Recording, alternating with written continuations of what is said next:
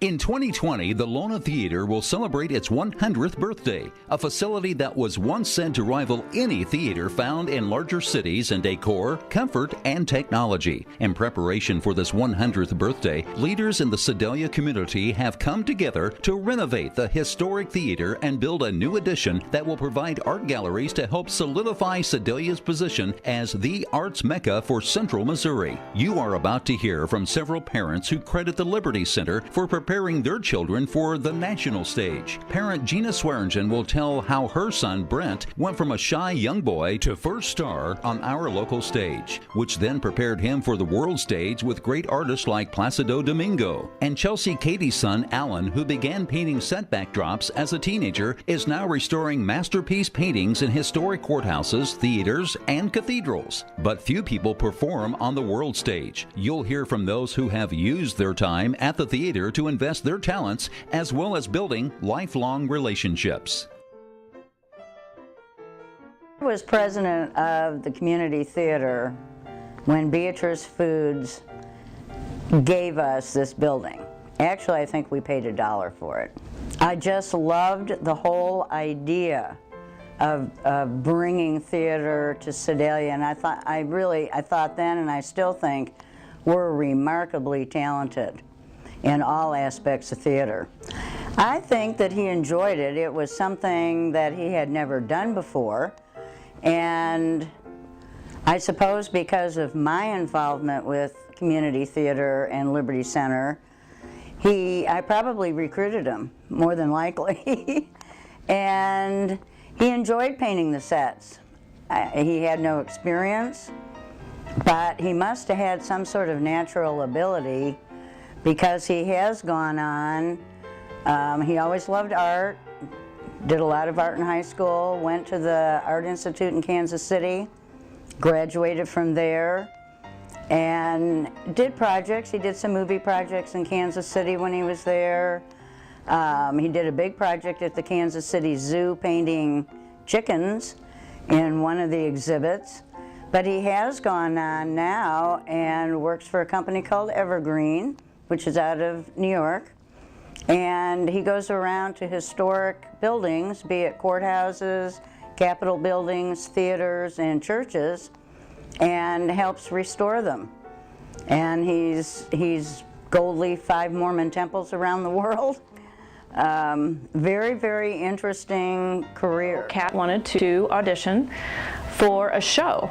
And as Kat is standing on stage at the Liberty Center, singing her solo to a bunch of strangers, I have a 3rd grader sinking in his seat right by me. And Brent says, "Mom, you will never, ever see me standing in front of a bunch of people singing by myself." Brent loved Tom Fuller, and he loved Nick Carson, and obviously he loved Gigi, his Ginger Swearingen, his grandma. And those 3 have been instrumental in where Brent is today. Before coming to Sedalia, he was incredibly shy. Moving here, if it weren't for the Liberty Center, I'm not sure, what Brent would have done. He was just so shy. And he's very thankful for Sedalia, the smaller community. Would he have had that opportunity to be in productions like this if we were still in St. Louis? I don't know. I'm not sure I would have even gotten him involved in drama. First off, it was a very humbling moment. And it was a great honor. I had so much fun expressing myself through all this work that I've done in the last 3 years in the digital world.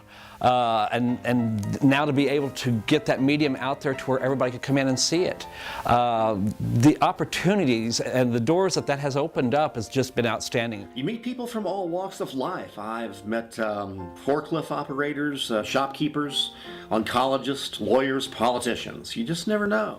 I've had the pleasure of working with so many talented people, have made so many good friendships and relationships. I can't count the number. And in my mind, I'm nobody, really. I'm just a guy that turns the lights off and on, the mics up and down, and occasionally gratefully takes a position performing on stage. Liberty Center is a treasure for Sedalia, and particularly the downtown area.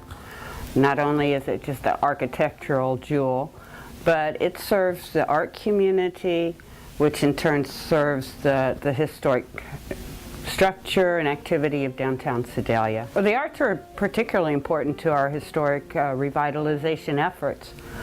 We have a good community of painters and photographers in our community, very talented range of skills, and we just love to showcase that to people that come into our community. I've been doing work at Liberty Center since I was a child, and I don't know if I would even qualify it as work. I've been having fun at Liberty Center since I was a child. Probably the first show I did, I was probably 8 years old and immediately loved it. I had heard something about an audition and my parents said that it would be okay, and they took me, and from that point on, myself and my group of friends, we did as many shows as we could as part of the community theater. It was a great place for my friends and I to get our feet wet and to really realize how much we loved it and how much we loved performing. We continued performing through our school careers and through our high school careers, and we were here in Sedalia doing work around the community. And then a lot of my group of friends, and myself included, we moved to New York City and studied in a more professional realm and made it our careers. And some people that I graduated with and that we had started out at Liberty Center are still making careers in the theater. For myself, things changed, and I was able to come back here to Sedalia and start another career as a preschool teacher, but I still get to do theater, and I love that aspect of using that as my recreation, my hobby, but it's also a way of life. It's more than just something we do to have fun. It's a way to really communicate and respond back to our community, and to all work on something together and make a project together and create together. It's kind of a fluke thing because my husband, Chris Clark, is from Kansas City area but had spent his high school years in California and was from California originally. So he was way over on the West Coast, and I had spent my 20-somethings in New York City on the East Coast, and we had family here. I was a hometown girl, and so I came back here, and he had family that was in the area. So we happened to meet here in the Midwest in Sedalia during a production of Cabaret, directed by the wonderful late Tom Fuller. And we were fortunate to hit it off right away, and I never thought that I would move back to my hometown and meet a man from California that was also an actor, after having lived in New York City, where you'd think you would meet more actors there, but I met the love of my life. I just couldn't be happier to see a building like that, especially in downtown Sedalia, come alive to where it's never been before. I think it just adds another dimension to what's available.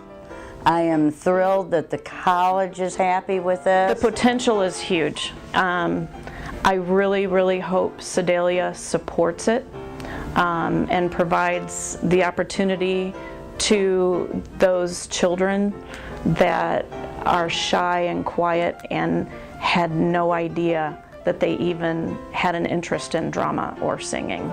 Modern advances, I think, are going to be very well received. I think it's going to be very important to have great handicap accessible building so that everybody has the opportunity to experience the theater, and all these new things that are going to be put into place are going to do nothing but make the building more of what it needs to be this mecca for art. What great testimonies from people whose lives have been influenced by this historic treasure. Just as those who have gone before us left us this legacy, it is now the responsibility of our community to make it possible to continue building and shaping the facilities to serve the next generation.